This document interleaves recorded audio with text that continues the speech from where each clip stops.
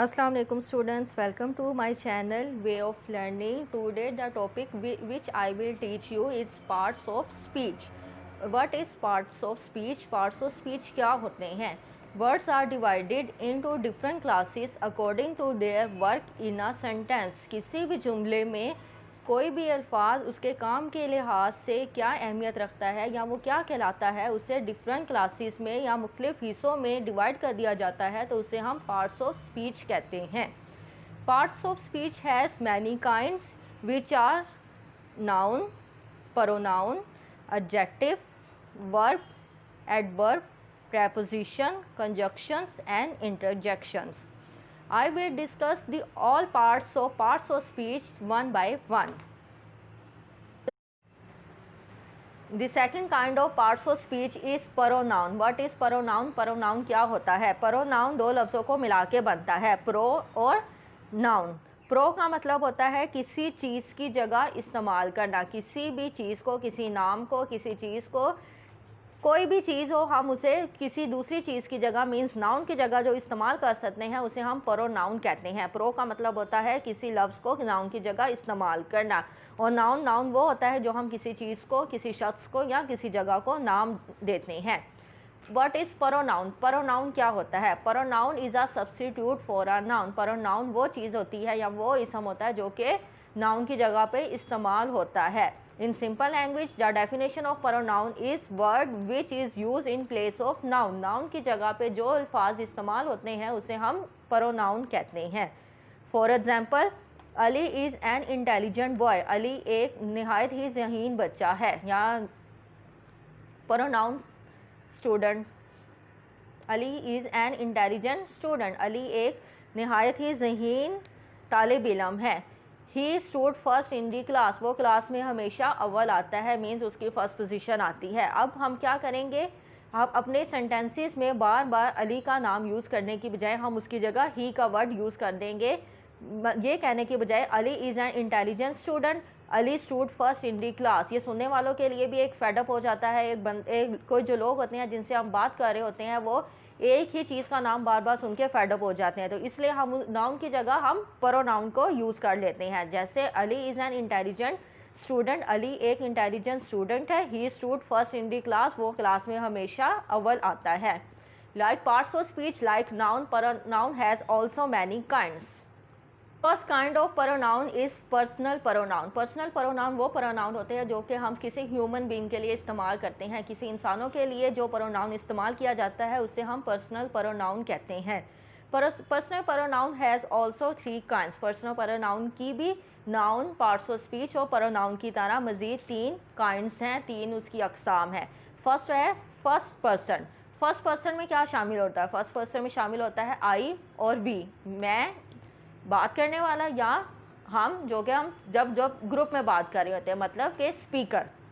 Second person होता है वो बंदा जिससे हम बात कर रहे होते हैं, मींस यू स्पोकन टू।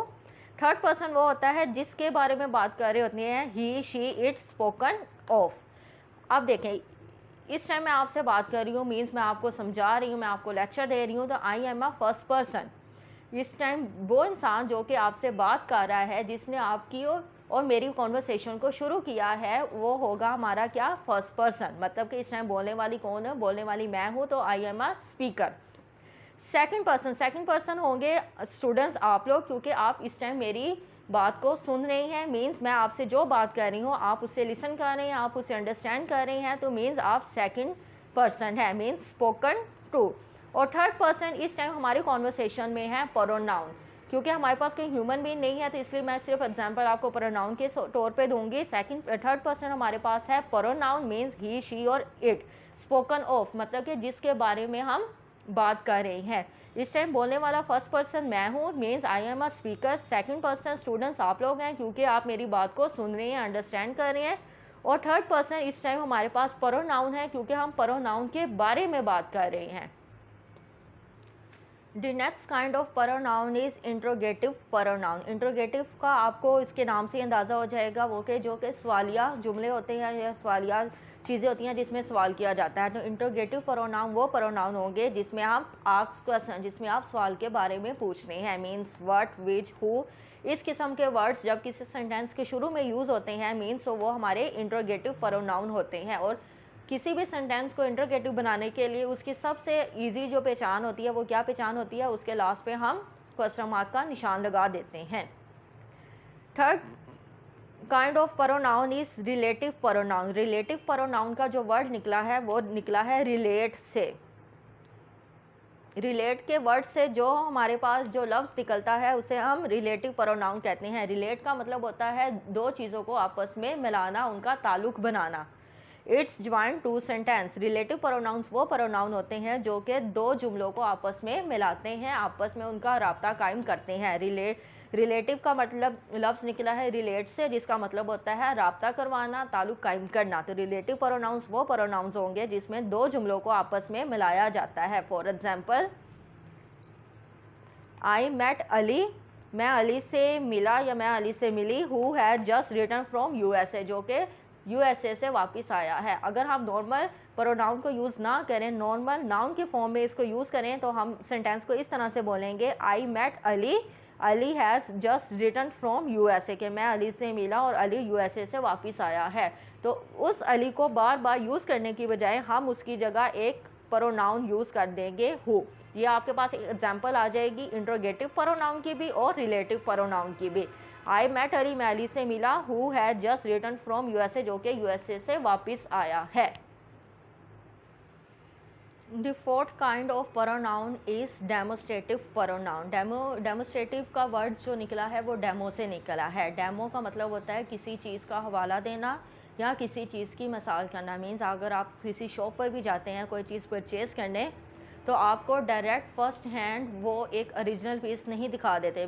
छोटी सी एग्जांपल, अगर आप किसी मोबाइल शॉप पे भी जाएं तो वो आपको डायरेक्ट ओरिजिनल पीस नहीं दिखाते। सबसे पहले उन्होंने जो डिस्प्ले किया होता है वो डेमोज ही होते हैं। मीन्स हवाला दिया जाता है कि जो चीज़ है, मीन्स जो भी आपने मोबाइल फ़ोन पसंद करना है, जो आपको अच्छा लगता है, जो लाइक करते हैं, वो उसका जो आउटलुक होगा वो इस तरह से होगा। तो डेमोस्ट्रेटिव का भी जो वर्ड निकला है वो डेमो से है, मतलब कि जिसमें किसी चीज़ का हवाला दिया जाता है। तो डेमोस्ट्रेटिव प्रोनाउंस वो प्रोनाउंस होते हैं point out the objects to which they refer, जिसमें किसी चीज़ का, किसी नाउन का हवाला दिया जाता है। For example, this, this, those, that, ये वो वर्ड्स होते हैं जो कि डेमोस्ट्रेटिव प्रोनाउन के लिए यूज़ होते हैं।